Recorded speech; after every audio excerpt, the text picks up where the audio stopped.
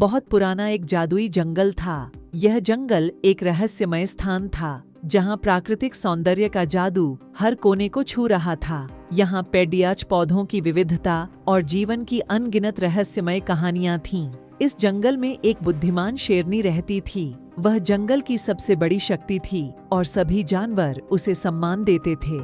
एक दिन जंगल में अचानक हलचल मच गई। शेरनी को कुछ अजीब लगा। वह देखते देखते गहरे जंगल में पहुंच गई। वहां उसे प्राचीन मंदिर मिला। मंदिर के भीतर वह एक चमत्कारी चिड़िया से मिली, जहां चिड़िया ने उसे जादुई बटुआ दिया।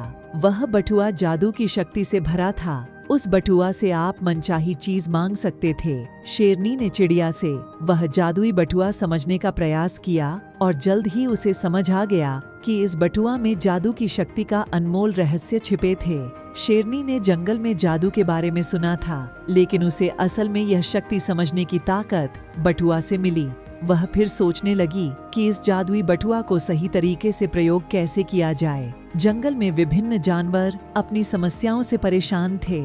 एक दिन एक गधा ने उसे बुलाया और उससे अपनी मुश्किल बताई। गधा चाहता था कि उसकी दौड़ तेज हो जाए ताकि वह जंगल के अन्य जानवरों से आगे निकल सके। शेरनी ने उसे जादू के बटुआ से एक चमत्कार की मदद करने का वादा किया। उसने जादू के बटुआ से एक अद्भुत तेजी की चमत्कारिक गोली निकाली और गधे को दी। गधा ने गोली खाई और तत्काल ही उसकी दौड़ तेज हो गई।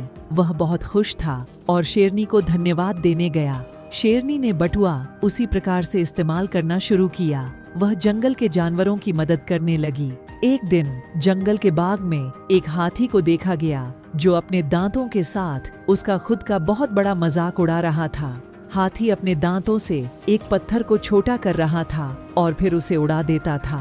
दूसरे जानवरों को यह देखकर बहुत ही हंसी आ रही थी, लेकिन यह सचमुच में हाथी के लिए खतरनाक था। शेरनी ने उससे पूछा कि वह ऐसा क्यों कर रहा है। हाथी ने बताया कि उसकी दांतों की ताकत को दिखाने के लिए वह ऐसा करता है। शेरनी ने हाथी से कहा कि यह ठीक नहीं है और इससे किसी को चोट पहुंच सकती है। उसने हाथी को जादू के बटुआ से दांतों की ताकत को संभालने की चमत्कारिक विधि बताई। हाथी ने वह विधि मानी और जल्द ही उसने दांतों की ताकत का इस्तेमाल करना सीख गया। अब वह अपनी शक्ति को सही तरह से इस्तेमाल कर रहा था और दूसरों को भी सिखा रहा था कि शक्ति को सही तरीके से इस्तेमाल करना जरूरी होता है। शेरनी ने अब तक जादुई बटुआ की शक्ति को समझ लिया था और अब वह जंगल के जीवों को सहायता देने के लिए तैयार थी। वह नहीं चाहती थी कि किसी का भी जीवन खतरे में पड़े या किसी को तकलीफ हो। कहानी कैसी लगी कमेंट्स में बताएं और चैनल को सब्सक्राइब करें। धन्यवाद।